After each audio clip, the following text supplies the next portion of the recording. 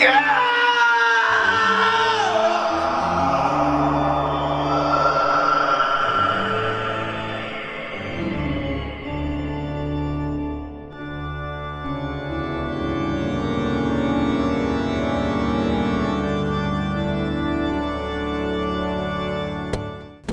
everybody, I'm Karen Hartglass with Responsible Eating and Living.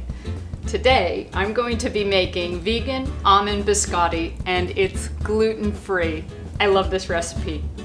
The first time I ever made a vegan almond biscotti was for my sister. She loves this kind of cookie, and there was a store that she used to buy it from where she lives in Florida, and then one day they stopped selling it. And she was really disappointed and couldn't find a vegan biscotti anywhere, not even online. So I thought, all right, I'll make it for you. And I found a great recipe by Brianna Clark Grogan from her Noni's Kitchen Cookbook to make this vegan almond biscotti. It's delicious. But this particular recipe is made with wheat flour, and that's fine if you don't have a problem with wheat. I find that I get a little headache if I have too much wheat, and I know too many people today have celiac disease or intolerances to wheat. So I came up with a gluten-free recipe, and I think I like it even better. And that's what we're going to be making today. Actually, I'm making this recipe because it's my sister's birthday coming up, and I'm going to send some of these to her. So let's get started. This is a really easy recipe, and it's fun to make. I just want to go over the simple ingredients that I use. I use brown rice flour and oat flour. Now, we eat a lot of oatmeal in this house, so we always have rolled oats. And I personally prefer to make my oat flour by grinding rolled oats in a coffee bean grinder. It's very simple, and I find it gives the cookies a fresher flavor. And I do the same thing with almonds. This recipe calls for ground almonds, and what I like to do is use organic raw almonds. And what I do is I grind them again in my coffee bean grinder to a fine meal. You can buy almond meal in the store, but keep this in mind.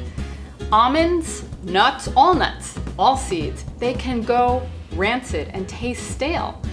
And as soon as I buy my nuts and seeds, I put them in the freezer or the refrigerator to keep them fresh until I'm ready to use them. And I don't chop them up or grind them until I'm ready to use them, because as soon as you start to grind and chop them, they're going to start to disintegrate, and the flavor won't be as good, and they won't be as good for you.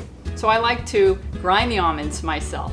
It takes a little more time, but the flavor is so worth it. All right. I've also got baking powder, some evaporated cane juice, and for those of you who aren't familiar with evaporated cane juice, this is a simpler version of sugar, and it's vegan and organic. Now, for a binder, I'm using applesauce in this recipe. I have a lot of fun with recipes, and I always like to change them up a little bit.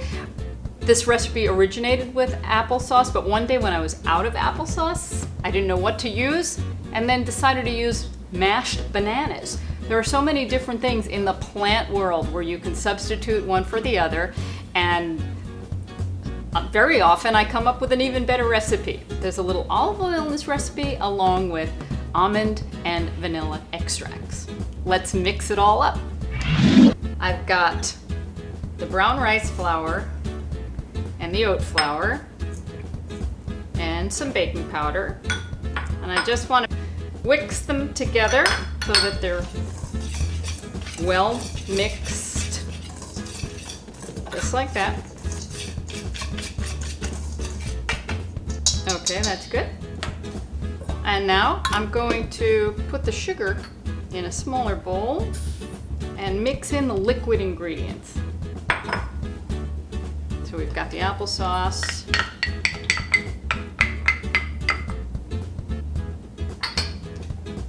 the olive oil. Now I'm using 3 tablespoons of olive oil. If you like a really hard biscotti, the kind that'll break your teeth, you know, some people like those, you can use less olive oil. Or if you like a hard cookie that you might put in your tea or coffee and want it to hold up, you might use less oil. I find that this amount of oil will give me just the right texture that I like in a biscotti. Okay, so we're mixing all of this up together. For those of you that are used to making a cookie where you cream the sugar with butter, it's kind of similar. I'm creaming the sugar with the applesauce and the other flavors. And then this goes directly into the flour.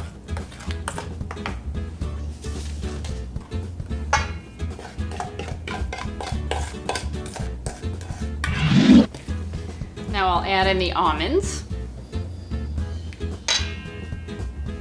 I like to knead this into a moist dough.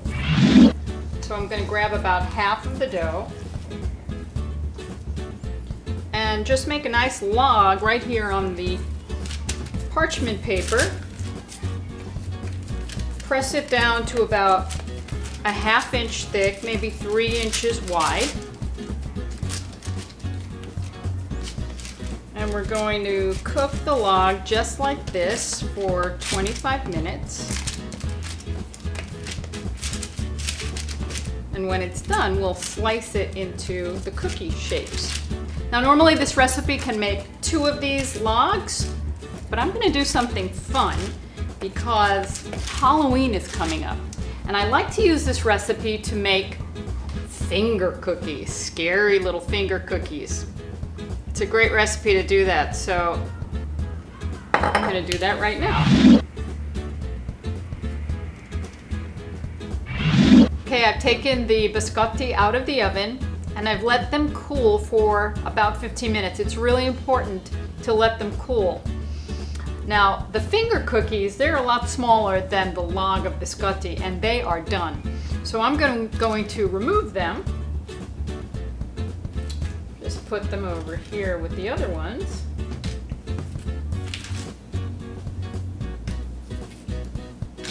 Don't they look creepy? Now the log, I'm going to carefully remove it and place it on a cutting board.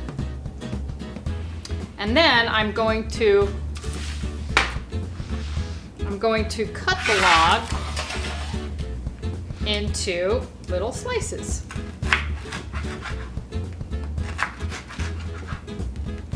Now you're probably understanding how this becomes biscotti. Okay, now biscotti are twice-baked cookies, and what we're going to do is take these little pieces and cook them for a few minutes on each side.